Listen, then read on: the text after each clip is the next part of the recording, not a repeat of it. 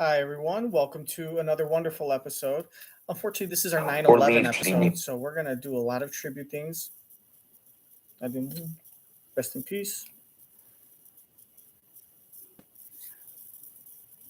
Amen.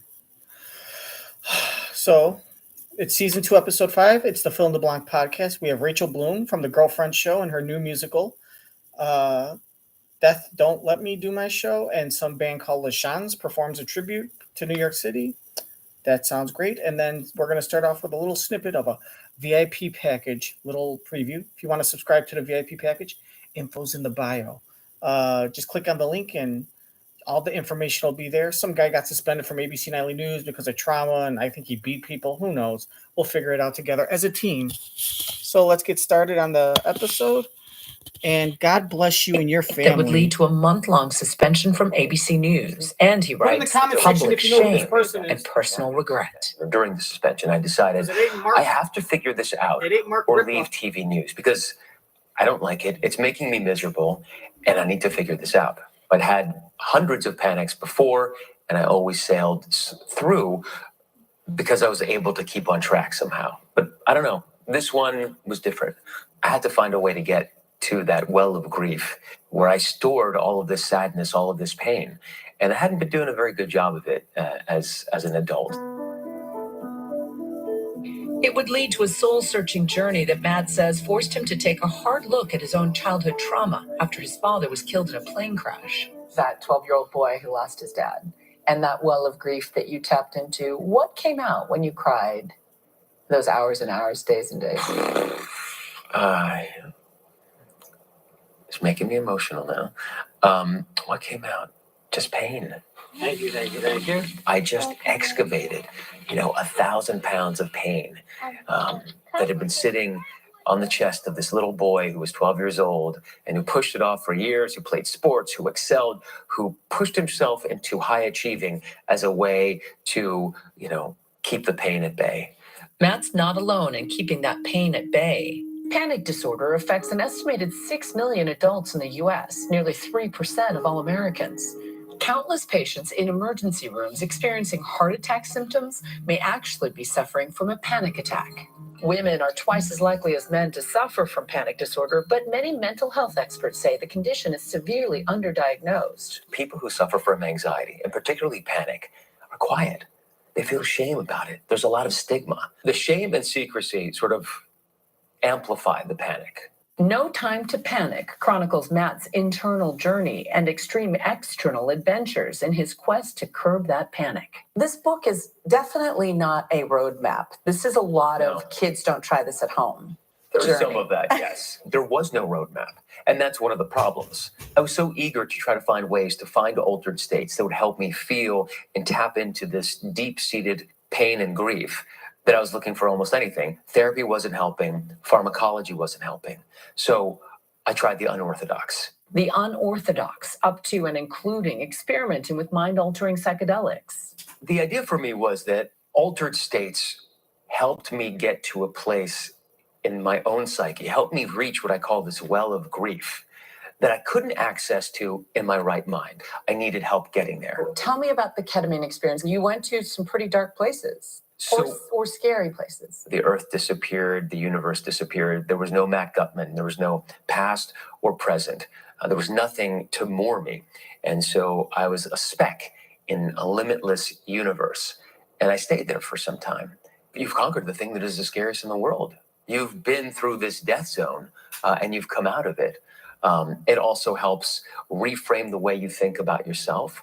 After turning himself into a human lab rat, trying exposure therapy and cognitive behavioral therapy, he dropped the pre-live shot rituals that amped him up in favor of calmer methods. This is actually from a hypnotist who I worked with. But it's a great relaxation technique. Okay. And after a while, you get to do it in your brain. You just imagine that the shoelace exists. Okay. So you close your eyes. You take a deep breath, holding on to that top knot, and then you exhale slowly as you can. Wow. It makes you focus on something other than the thoughts in your brain. So it's a combination of mindfulness, hypnosis, and meditation. Wow. Which maybe they're all Or entwined. prayer. It's like a rosary bead. Rosary bead, prayer beads, so many Buddhist religions. knots. Exactly. Yeah. By reporting his way out of his panic, the husband and father of two says his path to healing involved learning how to quiet his inner critic. This is about constant work, and it's about being gentler on yourself. It is about retiring that drill sergeant who tells you you're terrible all the time. Conquering a lifetime of panic attacks is not just not ever having a panic attack.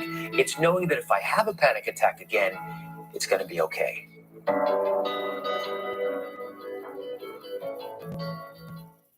Our thanks to Juju. Next tonight, tributes and tears. 22 years after the 9/11 terror attacks.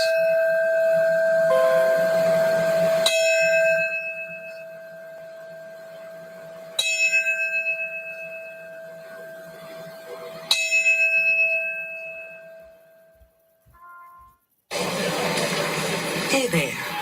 We don't know each other yet, but soon I'm gonna be your new favorite, Jack. Rest in peace. We'll never forget. We will never. Is that Barney? Barney? I thought you died. Next tonight, tributes and tears. 22 years after the 9/11 terror attacks. How many times does he ding that? Like 3,500 times?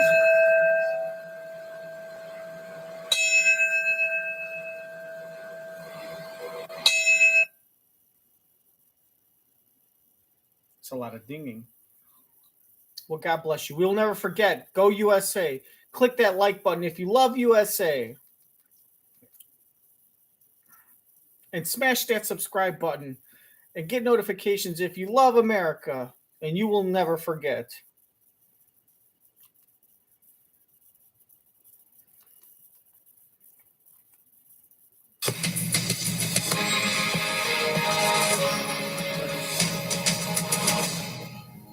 And finally tonight, America remembers the day that changed us all. And his wife. Marking September 11 at the Pentagon. In Shanksville, Pennsylvania, honoring the crew and passengers of United Flight 93. And at Ground Zero, reading the names of those who perished. Abate. Vincent Paul Abate. Mark Francis Broderick. Herman Charles Brockhammer. Keith A. Broomfield. 22 years ago, I was there at Ground Zero, like so many, forced to run for my life as the first and then the second tower fell. Too much was lost that day, but much was learned. One key takeaway for many of us, as a nation, we are better together. There is no disaster we can't overcome, no divide we cannot bridge. Together, all of us. That's Nightline for this evening. Thanks for the company, America. Good night. For 30 years, my brother's death was this mystery. Despite human remains found at the bottom of North Head. That night, everything changed. It's about finding justice for my brother. Sometimes you just have to stir the pot. You just have to stir the pot, homie. I just can't count on you anymore. That's all right. I'm not counting on you, and I don't want you to count on me because I'm not doing anything for you because you're a stranger, okay? But I will never forget you. All right, it's time for the episode. I hope you got your fuzzy slippers on. My favorite. I love the intro that they did. It's so invigorating. It's live with Kelly and Mark.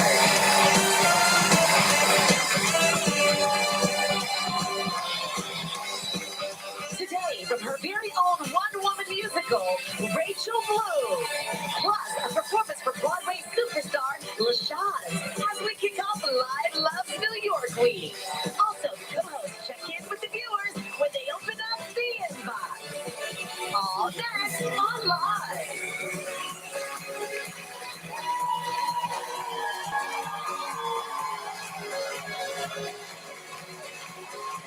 And now, here are Kelly Ripa and Marcus Milo.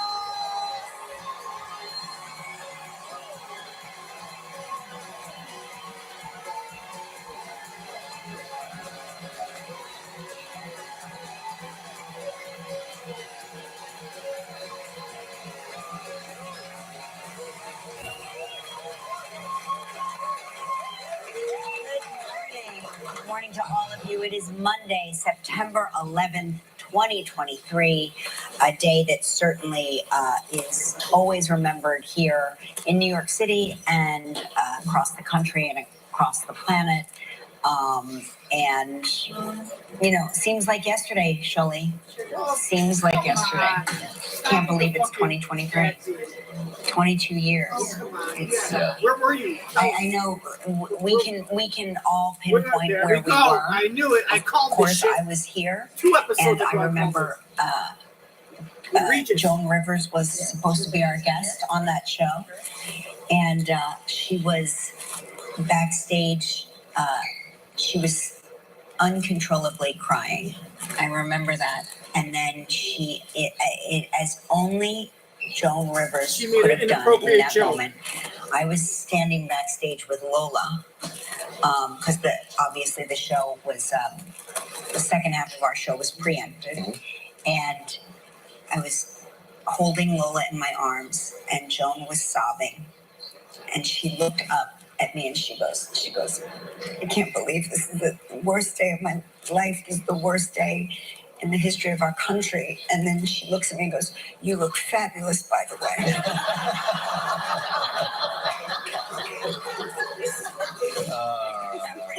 We were just like all sobbing, but she still had time to like try to make me feel better in that moment. Yeah, I remember I was at the preschool with Michael, so we didn't know what was going on, but we soon found out, and we're still devastated by the events that took place that day, and we're thinking about all our friends and families who were affected. So our thoughts are prayers with you guys. Always.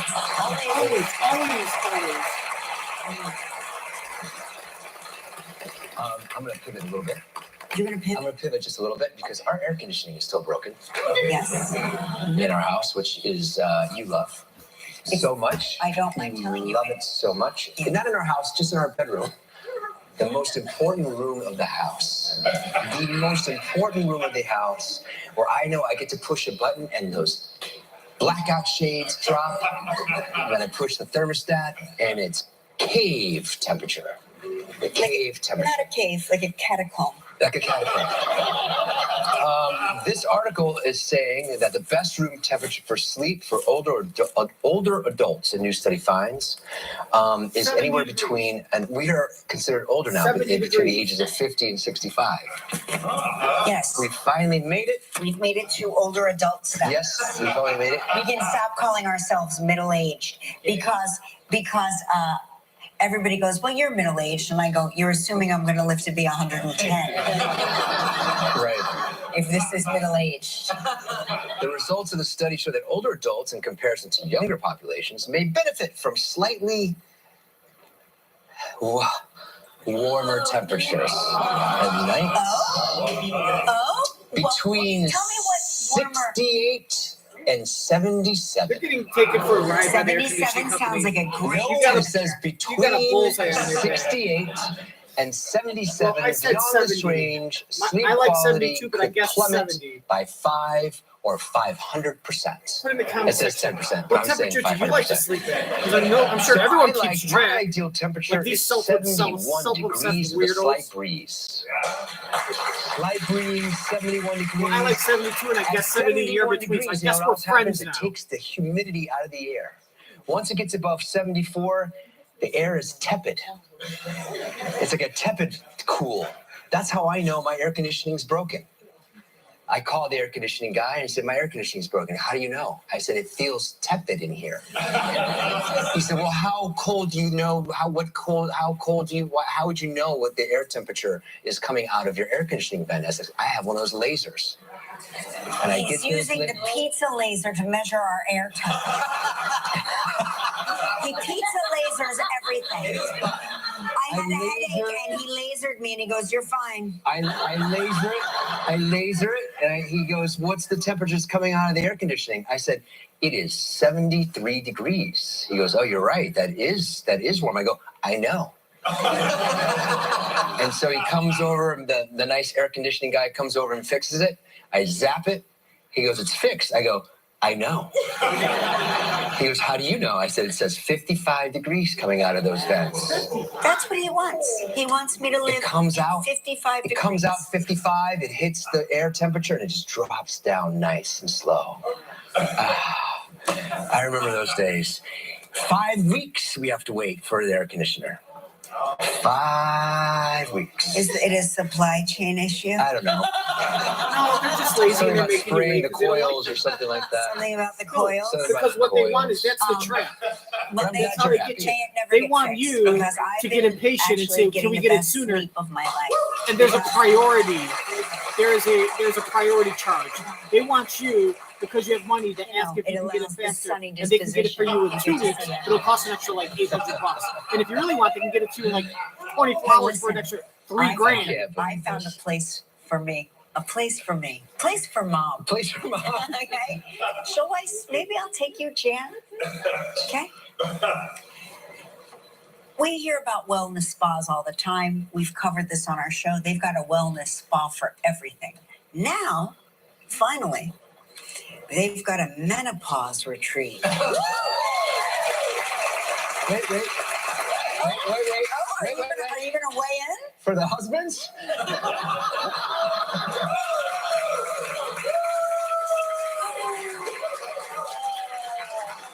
Yeah. We all come in, we all have the 1,000-yard stare. Some brave men here. Some brave men clapping. And yet, clapping with through. Oh, no. Crowd. We all look at each other. Hold on. We all look at each other. How long you been in it? Year 2. Okay, you got some time yet. And then the one guy says, year 7. We're like, year 7? You mean there's a year 7?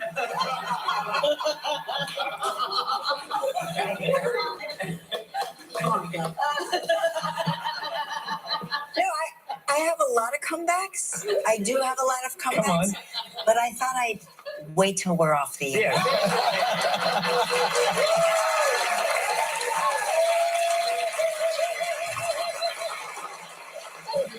Because I have institutional knowledge here that you don't have. That my silence terrifies him. I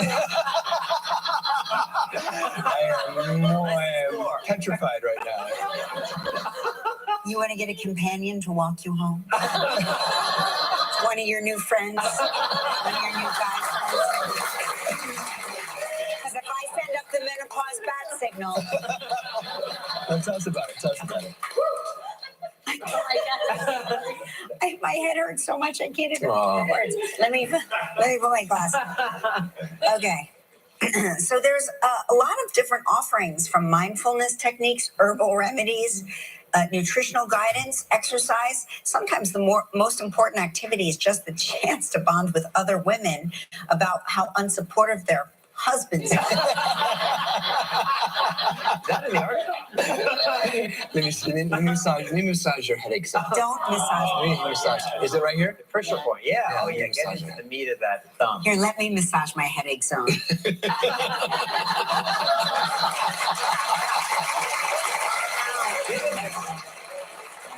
But it's making me nauseous. Okay.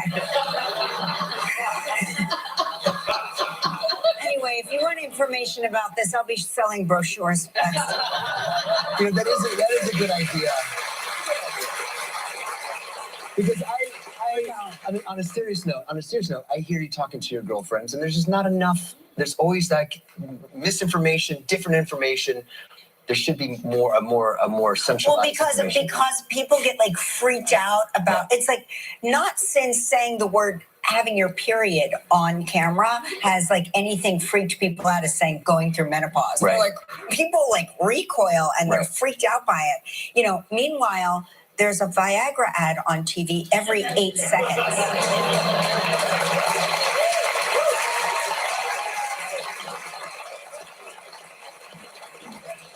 Viagra is a little blue pill, Gelman. I read about it. Is that where they throw the football through the hoop? You throw the football through the hoop. Is that the commercial? And then it makes you sit next to your wife in a bathtub.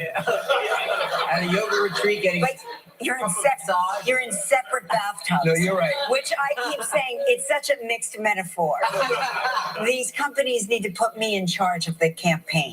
What would you change? I would put them in the same tub. The medicine, you take it, and then you can sit in the same tub. Can you, or is it going to be uncomfortable for you? Right? A separate tub is like a mixed message. Take this pill, and you'll be in separate tubs together forever. Well, it's not a separate tub. That's how big it makes you. I will say this, and in our seriousness, if men went through menopause, there would have been a cure for it centuries ago. Centuries ago. Am I doing better? Am I kissing up? No. Your pandering doesn't work on me.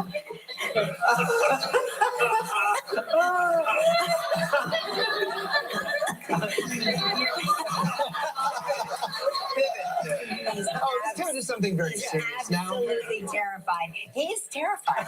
I'm not terrified. Well, you shouldn't be. Is that your hair? Tennessee woman sets Guinness World Record for the longest mullet. A Tennessee woman who began growing. Do you have a picture?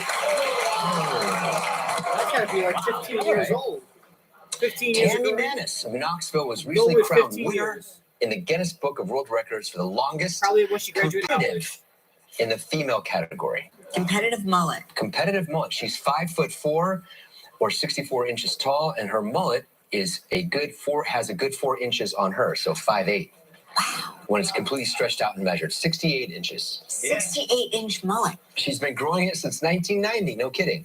I mean, that is giving new meaning to party in the back. Yeah. Are we doing Guinness records? Next week is our Guinness week, and we've got some big stuff. Oh, I thought we were drinking Guinness beer every week.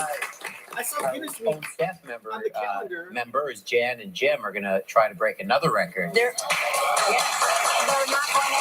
No, they hold the Christmas sweater. They hold the jumper, the romper jumper. Yes. Jumper, which is a British word for sweaters. They put on the most sweaters in a minute. We're doing what the Comedy Brothers tried to do on the show. We're doing the most underwear pulled up in a minute. We can do it. Jan and Jim. Oh, my money's on you. Oh yeah, you got it. Yeah, I know you. They're gonna smash that.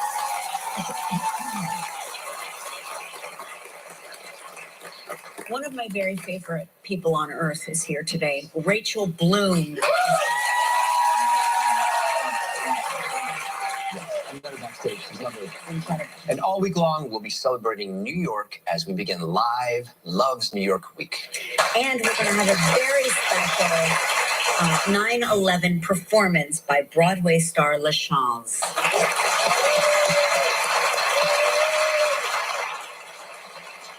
All right, you know what it's time for. Are you ready? It's time to play.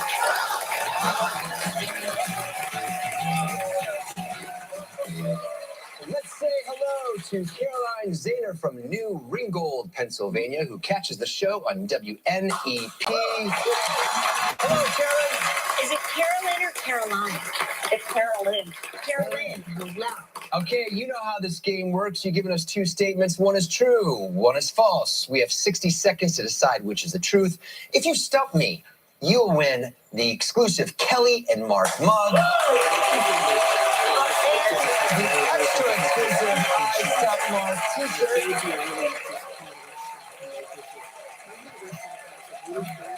All right, here we go. Here are your two statements. I fell into the rapids while whitewater rafting, or I sat in the front row at a Billy Joel and Elton John concert. Hey. All right, here we go. It's a lie. This is the Where did you see truth. Billy Joel No, and Elton John? it's a What lie. venue? In at Veterans Stadium in She was like in the 5th row or 10th row or got VIP How many tickets. years You're ago? breaking up. 1994. 94. 94. So veterans. Yeah. Yeah. Oh, wow. Okay. Right. And were they good seats? Front row. Front row. Yeah. Says right Yeah, how much were those seats? I won them on a radio contest. See, why didn't you put that then as your truth? If that's the truth, your truth would have been like, I won front row seats. I won front row seats at a for Elton John. I won front row seats on a radio contest for Elton John and Billy Joel. Since she didn't say that, she has to say that as part of the lie, which means it's the lie. But she's going to try to 60 seconds. She's going to try to convince them that the Elton John is a lie by going on and on with all these facts. She's going to try the filibuster. She's going to keep on talking and talking and talking and talking and talking. Okay? And talking, hoping to trick him, and then he'll say, that's a lie. Plus, he'll think, okay, first, you're trying to trick me by talking to think that's a lie. But the truth is, so that means that that's the truth. To decide which is the truth. If you stump me, you'll win. And that the lie is going to be the other option I forgot. That you fell into the rapids, right? That's the thing. So the lie is going to be, you want me to think that the Elton John's a lie because you talk too much, and that the truth is going to be the rapids. Right? But then I'm going to think, well, wait a minute, though. It does make sense, but maybe she's doing that on purpose now because she knows that I realized what they were doing. So I reverse psychology, right? And it does make more, but maybe she's not aware of that because it does make sense that she would fall into the rapids. And it does seem more likely the lie is that you got tickets to the concert, because that's rare. That's rare that you're going to get those seats. It's not as rare to just fall into the water. Everyone does it that goes white water rafting. But how many percentage of people get a chance to go white water rafting, can afford it, or live close enough to where there's white water rapids? With that said, I think she's going to go on and on about the Billy Elton John concert, because that's a lie, trying to get him to think that she is doing that about the truth. In which case, he will then have to go with the most obvious or go with the philosophy. And he will say that it is true that you sat front row at the Billy Joel Elton John concert, because it doesn't seem likely that happened, but it does happen to people. So what better way to kind of fool us by giving us a not so obvious option for the truth, right? And on top of that, you went on and on and on, which people now are doing not for the wrong answer, but they're doing it on purpose for the truth. So she's going to go on and on and on about the Billy Joel Elton John concert. He's going to guess that it's true that you sat front row at the Billy Joel Elton John concert. And the whole time she's going to say, no, it's false. That's hard. I fell into the rapids. And that's why my guess for the truth is that it is true that she fell into the rapids while whitewater rafting. Play the tape, Mark.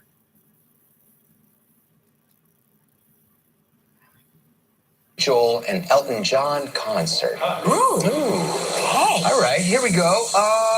Where did you see Billy Joel and Elton John? What venue? In at Veterans Stadium in years ago.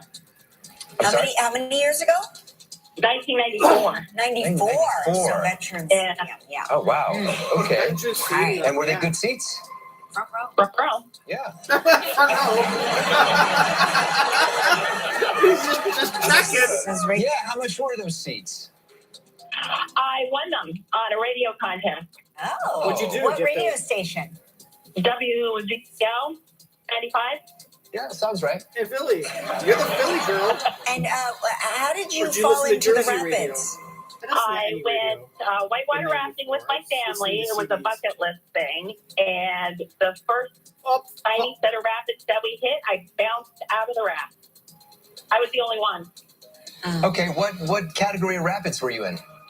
Oh, river.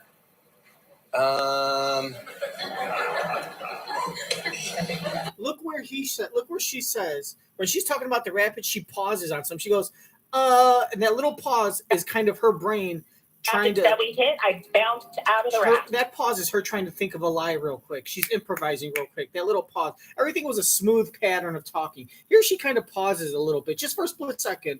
But that pause usually indicates it's because she's thinking of a lie. Because you can't just tell the truth, but you have to think of a lie because you're creating a fictional story. Your imagination is going. I went whitewater rafting with my family. It was a bucket list thing. And the first tiny set of rapids that we hit, I bounced out of the raft. I was the only one. Uh-oh, right there. You said that. That's going to trigger him. Relax, Mark. Yeah, how much were those seats? I won them on a radio contest. Oh, what radio station? WZL 95. Yeah, sounds right. And how did you fall into the rapids? I went whitewater rafting with my family. It was a bucket list thing, and right there, and she goes, and that means like, and then the cat went into the garbage and tipped it over. Whitewater rafting with my family. It was a bucket list thing, and the first tiny set of rapids that we hit, I bounced out of the raft. I was the only one. Okay, what category of rapids were you in? Oh, river. I'm going to change my answer and say that it's false that she went whitewater rafting. The truth is that she went to the Billy Joel Elton John concert.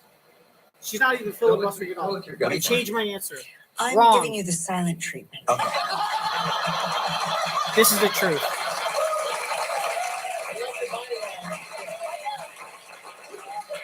I'm just cold. Don't read into my body language. I'm just cold.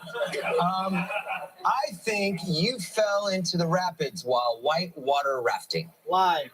I did. You did. I told you that was my first impression guess. I'm always right. Always. It was a lucky guess. Lucky guess. That was not really a guess. Gelman insisted that you choose that. Yeah, I was going to choose that too. You were? I was, of course. Yes, he does that all the time. Once he knows the answer, he says, "Oh, that's what I was thinking." He does that, doesn't he? I think you fell into the rapids while whitewater rafting. I did. You did. Yeah. Darn. It was a lucky guess. Lucky guess. That was not really a guess. Gelman insisted that you choose that. Yeah, I was going to choose that too. You were? I was. The radio show thing. I'm not sure about that. All right, I'm sorry. You didn't win the mug or the shirt, but you still have a chance to win a great trip. Now it's time for Pack Your Bags Travel Trivia.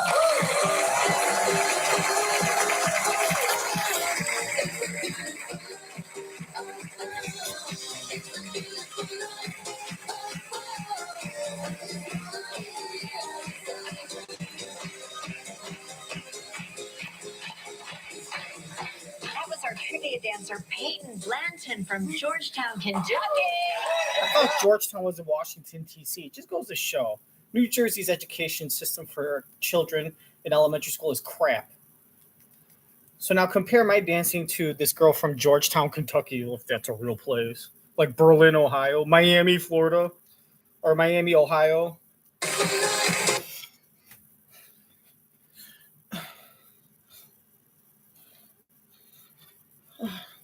But you still have a chance to win a great trip. Now it's time for Pack Your Bags Travel Trivia.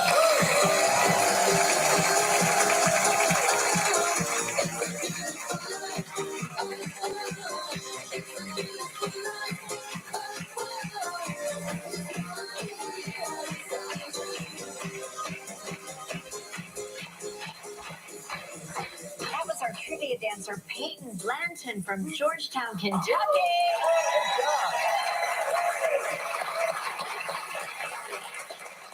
All right, Deja, let's spin the wheel to see what she's playing for.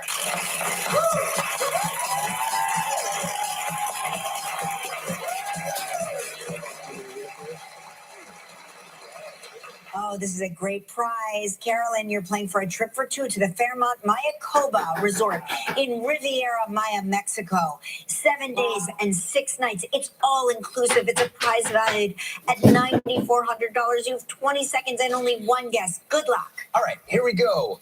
At whose dinner party did we say, I once fell asleep on the floor of the bathroom? Michael Gelman. Michael Gelman. Congratulations! You and a guest will enjoy 7 days and 6 nights at the Fairmont Mayakoba Resort in Mexico. Capturing the unique essence of the Riviera Maya, Fairmont Mayakoba blends effortlessly with a sleepy oceanfront setting. This AAA 5-diamond luxury resort showcases the thoughtful, casual elegance while providing genuine, exemplary service and distinct, locally inspired experiences. Your prize is valued at approximately $9,400. Carolyn, congratulations. Amazing. All right, now you get to make the day of a lucky member of our studio audience who will receive a $500 Lands and gift card. Please pick a number between 1 and 170. 36. That's my number. 32, that's me. Is that my cousin Raquel? Raquel Levis? All right. Coming up next, Rachel Bloom. Still ahead online. We begin Live Loves New York Week with a special performance by LaChanze. We'll open up the inbox to hear your comments and questions. And coming up next, Rachel Bloom. Imagine this. A mild to moderate eczema treatment that helps clear skin without pills, injections. Steroids. Is that what you're doing? We're doing commercials for steroids now? Yeah.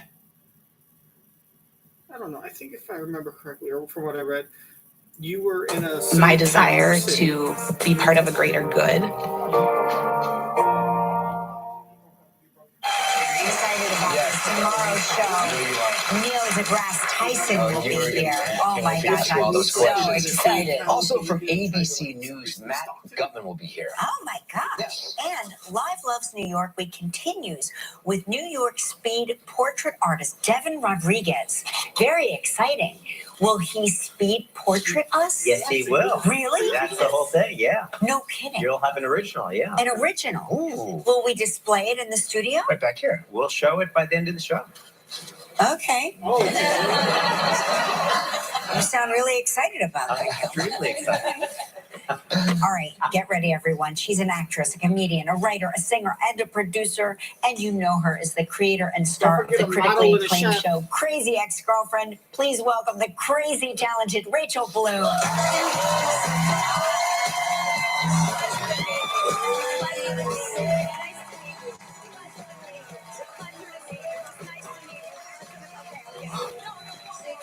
That's bigger than I thought.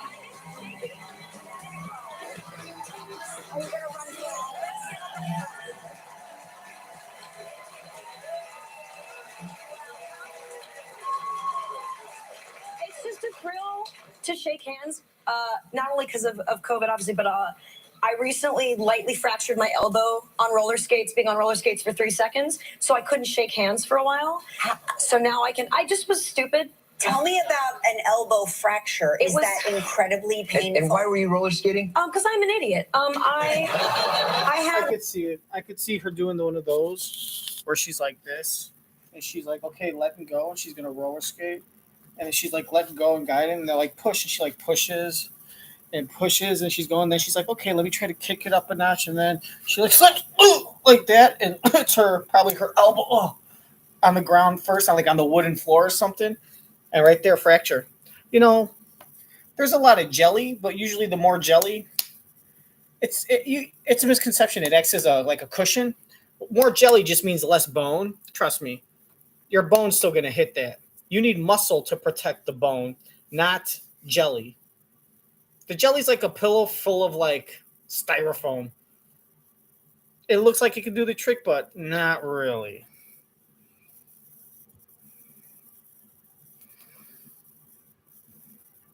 lightly fractured my elbow on roller skates, being on roller skates for 3 seconds, so I couldn't shake hands for a while. So now I can. I just was stupid. Tell me about an elbow fracture. Is that incredibly painful? And why were you roller skating? Because I'm an idiot. I had roller skates that I'd worn once for a shoot, on which I felt very unsafe. And it was a Sunday, and I thought, I want to show my daughter that it's okay to try new things. And I was like, I'm going to put on those roller skates, and I'm just going to roll in my front yard. And then I, within 3 seconds, wiped out, caught myself on my hands, and that's how I fractured. Maybe you should teach your daughter to wear elbow pads, knee pads, and a helmet when they try outdoor activities like roller skating, rollerblading, bicycle riding. How about safety? Safety first. Not like don't be a dumbass like your mom. How about be safe and smart? Why don't you teach your daughter that? Raquel Levis. Gosh, you really look a lot different from the Vanderpump okay Show. to try new things. I was like, I'm going to put on those roller skates and I'm just going to roll in my front yard. And then See what happens when you within quit 3 Vanderpump seconds, Rules wiped to get the out, press. caught myself on my hands, Yes, and that's right. how I fractured. Right. And they always say, like, don't put your hands down. But then I think, what's the alternative? Yeah, it's the back of your head and then you die. Yeah, exactly. Yeah, I'm injured right now as well. You're injured? Yes. Oh my God, I'm so sorry. It's a very serious affliction. It's called mallet finger. Is that just an excuse to not wear your ring finger? So I feel you. I'm glad your elbow is better. And I think in 8 to 10 to 12 or 15 weeks, this will be better too. I was going to say this is a 15-year injury. It looks like. Very, very painful. I think that's just an excuse not to wear your wedding ring. Are you like a clown in the 50s? Oh, she's so funny. Let's give her $6 million. Oh, let's give the Jewish actress $6 million for that bad joke. I'm a clown in my 50s. How do you get I'm sure you play volleyball and it bent the finger down. You know, I'm from Southern California. The old volleyball. So you're one of the cool kids. Yeah. The old volleyball. Volleyball. Yeah. How's your daughter? She's great. She's almost 3.5. Oh boy. The last time I saw you was before I wasn't even pregnant yet. I know. I can't believe that. I mean, it's been a long time, but I often wonder about parents who gave birth in the middle of a pandemic. Oh boy. Tell me about it. Well, it's actually a little spoiler. It's what my show's about. So basically, it's called Death Let Me Do My Show, and I start out. This isn't like me I'm plugging it because it's just so natural. Yeah, no, this is like we did not rehearse this. But basically, I start out the show by saying I'm going to do a show that I wrote in 2019 that I just couldn't do in 2020, but all the materials from 2019, and then something happens. And it really is a show about what happened in 2020, which is I gave birth in late March 2020, and then other bad things happened. And it was intense, but luckily she was so young. She doesn't have any of the weird. She's not afraid of people. I think she was so little. She was too little to remember all of that. To have a lost year. I will say she's still afraid of men who aren't her father, which I think is just a good rule in general, though. Yeah. So, It's great. That's not ringing any alarm bells. Keep that going. I'm correct. What is she into? What's she into? I gotta say, I don't know how this happened. She's really into Minnie Mouse. Oh. But I didn't I'm a Disney fan. I didn't force this on her. She just she saw an image of Minnie Mouse on Disney Plus one day and went, that. Yeah. I don't know what Disney figured out with Minnie Mouse, the cult of little girls that follow Minnie Mouse. I don't know if anyone else here has kids. There's something with little girls and Minnie Mouse that if they harnessed Minnie's power, the children could start a coup against us. It's the clothes and the color that they do anything Minnie Mouse told her. I have no. The second she saw Minnie, she's like, that is who I am. I am Minnie. Minnie and I are one. We're kicking off lives. It's the clothes and the colors of the clothes that How hypnotize is the New York kids. special to you? What do you love That's about how you New get York? to the Well, I went to school here, and I met my husband here, and my husband and I got engaged here. So it's very, I would think. Yeah, so these were taken, we were living in LA, but we went back to New York for a friend's wedding, and this is taken on the street where he lived when we started dating, and he proposed in front of his old building, and those were taken seconds after he proposed. That's amazing. Did you go to NYU? I did. Oh, okay. Yeah. Excellent. Yeah. And that's where you met. Well, yes, he was one of the founders of my college sketch group that I later became director of. So we started dating when I was in college, which means I have only ever been with men who went to NYU. They should name a dorm after me. Because my boyfriend went to NYU as a student, and I fucked my professor for 4 years. We're going to take a break and we come back. Starting when I was a junior in high school. That's how I got in. I wasn't smart. I got a scholarship due to the professor that I was fucking hooking me up. Performance by Broadway star LaChanze.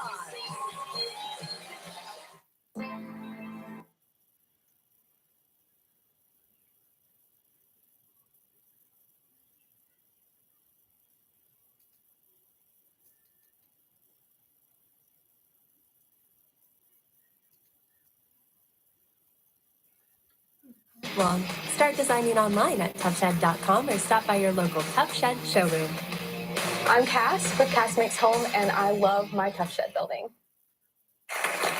You've performed a lot. I mean, all over the world. Is there anything, when you do your shows, is it interactive with the audience? Have you had anything strange happen? It is interactive with the audience to a point. I mean, I interact. This thing happened when I was performing in London. You have to have an intermission in London so they can sell snacks and stuff. And they eat ice cream in theater, which just seems like a recipe for roaches. But yeah, that does seem very strange. It's bizarre. Yeah, very strange. But everything starts on time. And I come back from intermission, and my show, the way I was doing it in London, was very stark. And there was a white envelope on the stage. Ooh. And I was going to call it out during the show, but my show kind of has a plot to it, so I didn't want to interrupt the flow. And I'm glad I didn't open it, because when I opened it backstage, it was a full pitch for a TV show.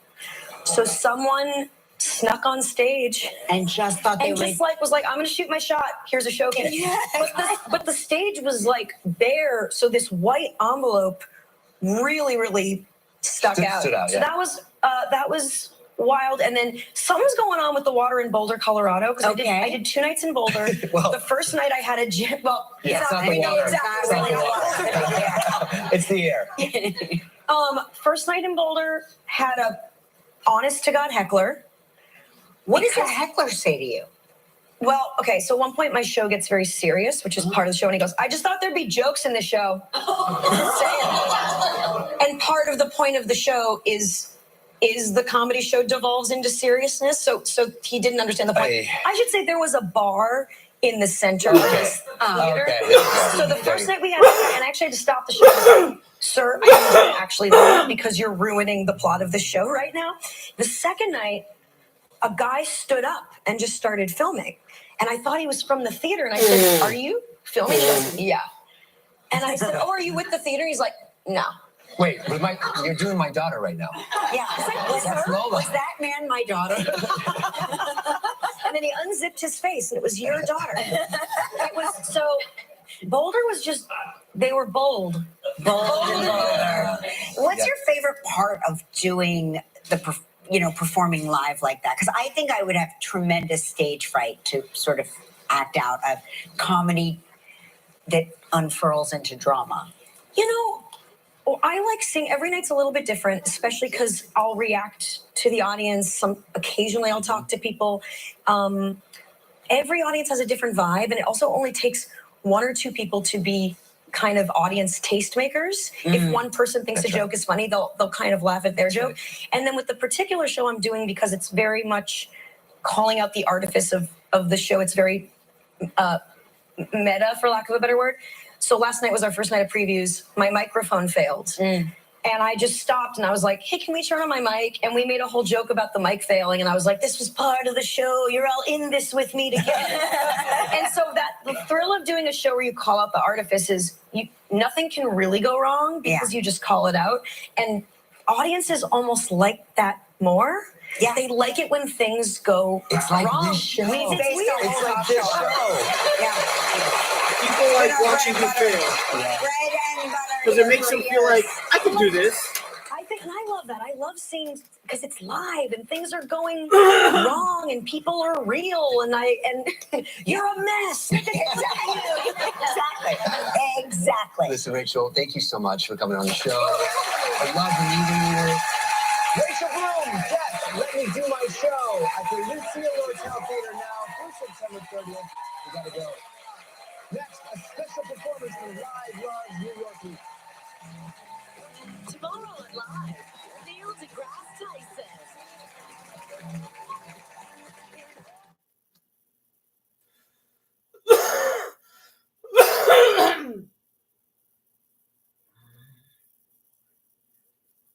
Off. Who the hell is this? Welcome back. As you know, today we're kicking off Lives Loves New York Week. We're celebrating with some of our favorite places and favorite people that can be found right here in the Big Apple.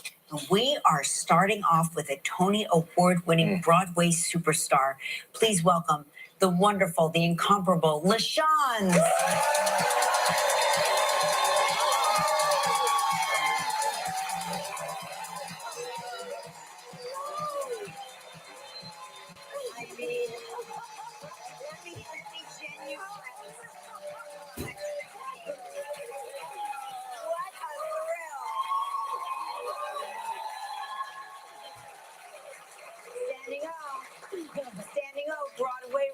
royalty right here in the house. Thank you for gracing us. Thank you. When did you first become aware of Broadway? Oh, when did I first become aware? Yes. We were living in Connecticut. We'd moved up from the South, and I would watch those Avita commercials, those Broadway commercials. And I said, Mom, I think I found my tribe. Oh my God. And that's when I fell in love with theater. So did you always have sort of this gift of singing and dancing? It just sort of came naturally to you? Absolutely. Since I was a little girl, I was very loud. I was that loud kid that my mom the whole time was like, can you please just be quiet? So yeah, I've been singing since I was a little girl. So what was your first show? Performing it? Yeah. It was a show called Uptown is Hot. Uptown is Hot. It was at the, believe it or not, it was in Atlantic City at the Tropicana Hotel. No kidding. Yes. And they brought it to Broadway. Yes, it was a summer job. I was in college. I was at the University of the Arts in Philadelphia. Oh, and it was a summer job. I was third girl from the left. And next thing I know, from the left. Third girl from the left. Tap dancing on the side, and the show went to Broadway. Unbelievable. How long was the run? Oh, about 5 days.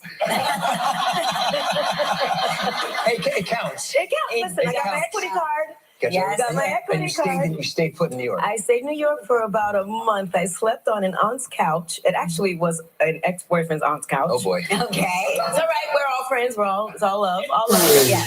And within a month, I got the Dreamgirls International Tour and went on the road.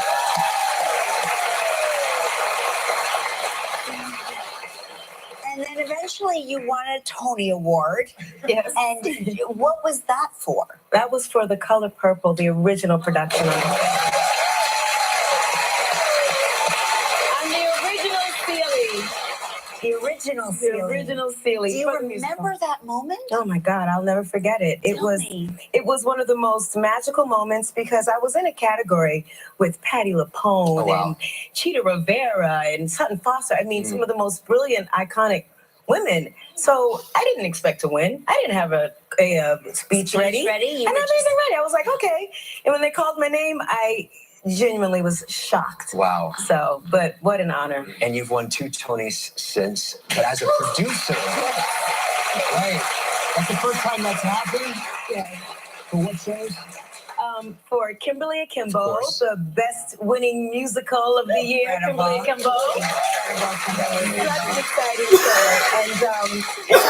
And I produced both of The those. Revival. The Revival. Okay. Yes. And you're a hands-on producer, I understand. Oh yeah, I'm in the rehearsals. You are in it. Mm-hmm. Yeah. I'm in the rehersals. Yeah. I'm in the marketing meetings. I'm handing out flyers. I'm doing everything. You're producing. I'm producing. I enjoy it though. I'm on Jaja's African hair braiding right now. I love my African hair braids. So I'm producing that. That's coming to Broadway. You know, I would be remiss if I did not point out to our audience what a day today is for you, September 11th. Tell our audience, if you will, of course, why this day is so emotional for you. So back in 2001 on 9/11, my husband works for Kenneth Fitzgerald, and he was one of our people who we lost back then. I was 8 months pregnant with my youngest daughter, and as you know, everyone in the world knows where they were the morning of 9/11. Mm-hmm. I was waking up to a phone call that I should turn the TV on. But, you know, I have to say, it's been such the country, the support, the outpouring of love and support that started in my theater community, but then was extended through the country has just been what's kept me and my daughters afloat. I have to say, the love and support has been wonderful.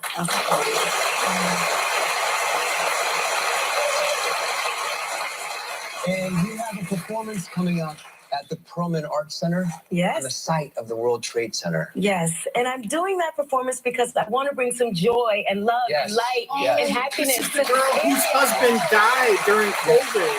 So ready for that. You must feel very, so No. Your husband died in connected the World Trade Center. to your husband in a way, when to be able to stand there and perform there, and I'm sure it's an extraordinary experience. It is. It's I'm a little anxious, to be honest, because that area, it does bring up so many emotions for me. Yeah.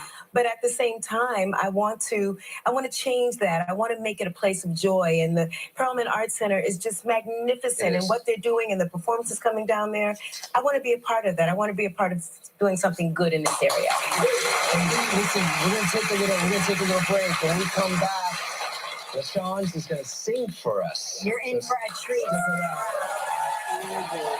Wednesday on Live, a performance by the Blue Man Group. Tuesday. Oh, what's on Tuesday? Come on, enlighten us. Oh, come on with your asshole. Dude, what the fuck is wrong with you?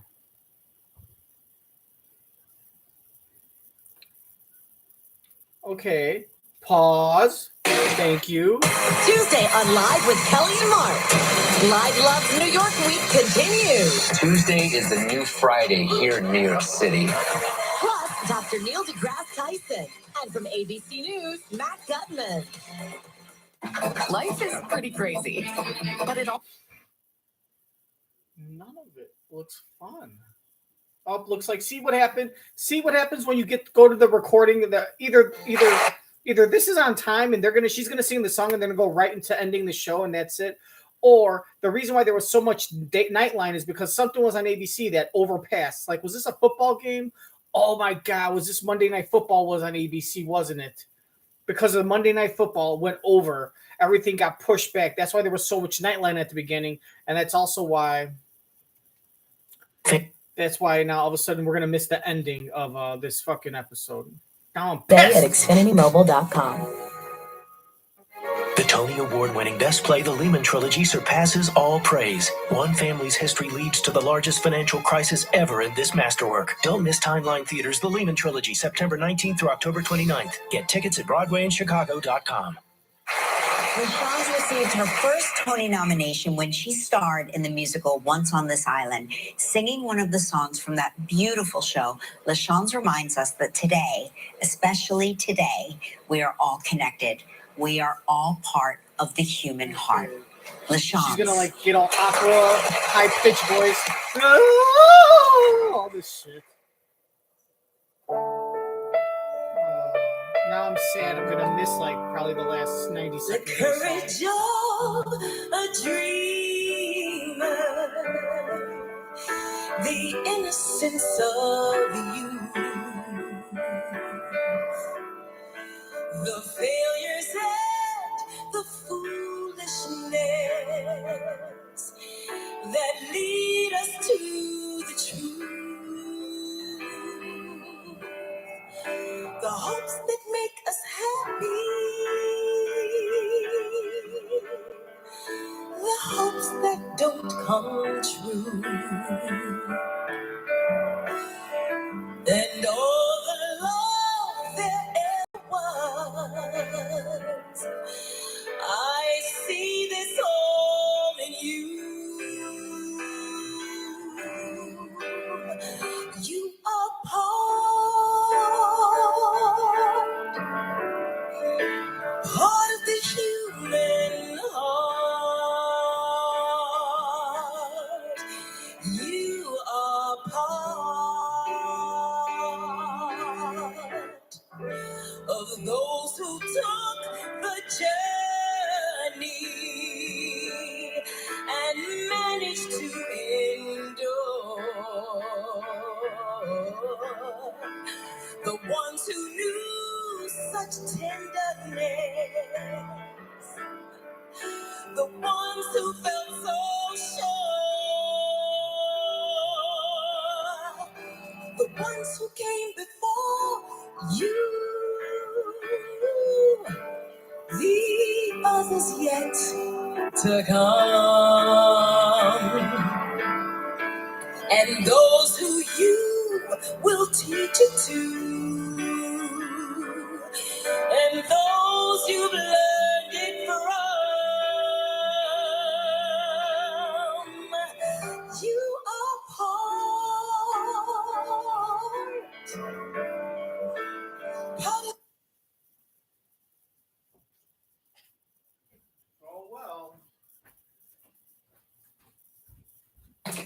for 9 seconds. Mike McDaniel, you knew it was a shoot. I guess that's what I get. Of the year. That's what I get for watching the what's it called? The later versions.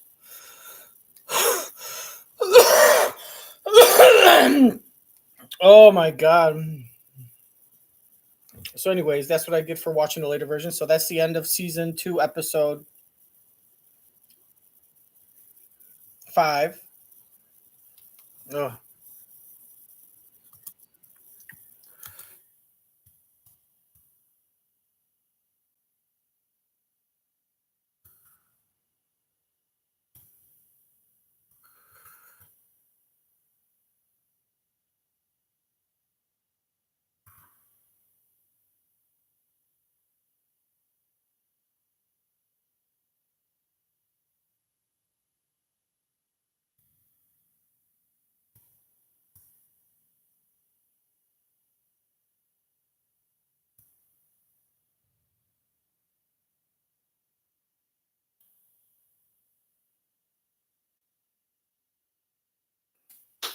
All right, from 9/11.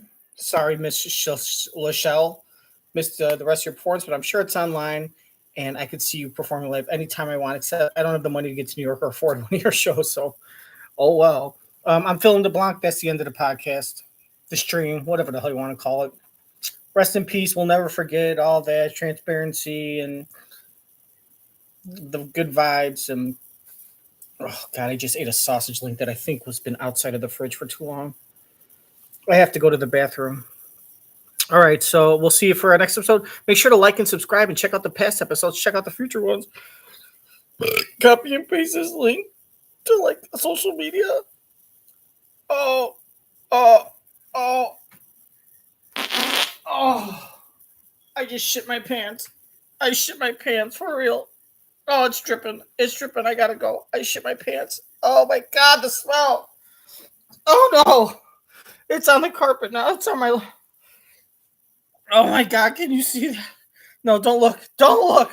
I'm hideous. Oh god. I just got this carpet replaced. Fuck. Oh shit. It's dripping all over. I can't even afford carpet again. Oh no. Why is it red? Oh my god. I just wanted to show you this sandwich I made that made me poop. Oh god. Dude, is that the sandwich or my ass? The flaky croissant and the spicy sausage is so good. And then you got this nice egg with melted cheese, some of that nice cheese. And it's chewy and crunchy and soft and stinky and rancid. And I think I got a hemorrhoid too. I should have studied carpentry in high school instead of English because I don't know how to speak the damn language properly according to millions of strangers. No one can. Why didn't they teach us carpentry in high school? Who needs English? Who needs to read the Scarlet Letter? Fuck that. It's so good. Oh, fuck.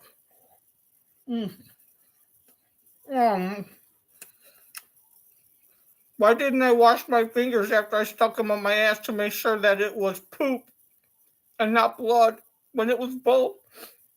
Oh, why did I sniff it? Now it's in my nose and my mouth, on my tongue, and they're all connected. Look, oh, now it's in my ears. Why did I do that? I have hash browns too. Now they're going to get cold. Now I'm wasting food and throwing out good potatoes because I didn't study carpentry class in high school because I didn't think I needed it. Oh, fuck. I wanted to show it to you. Oh, I'm just going to rub my ass on the carpet like a dog.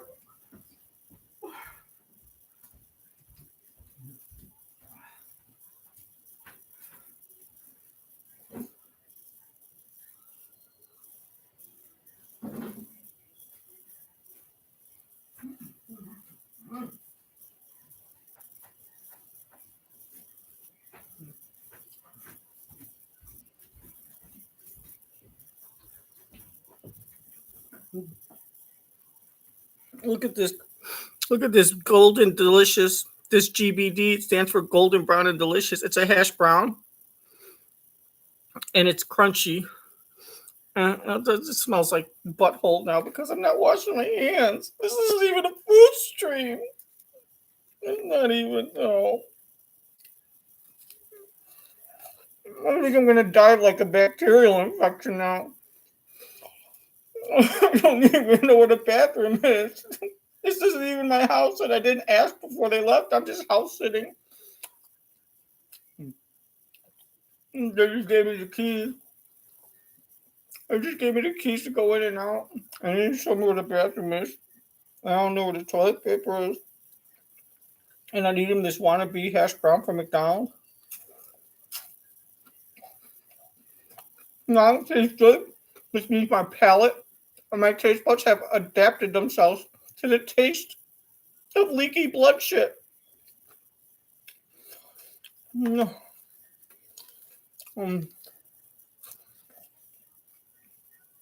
All I wanted to do was kill two birds with one stone, eat food, and talk at the same time. Because I was taught two things: that multitasking is good, and also that you have to read the Scarlet Letter in high school and don't take the class that teaches you how to change your carpet because it's going to cost me another $2,800 to change this carpet. Or unless I'm just going to cut a hole out. But look, there's little drip patterns of poo all across, and they get smaller and smaller. I'm going to have to cut a big line and just like super glue some toilet paper or something.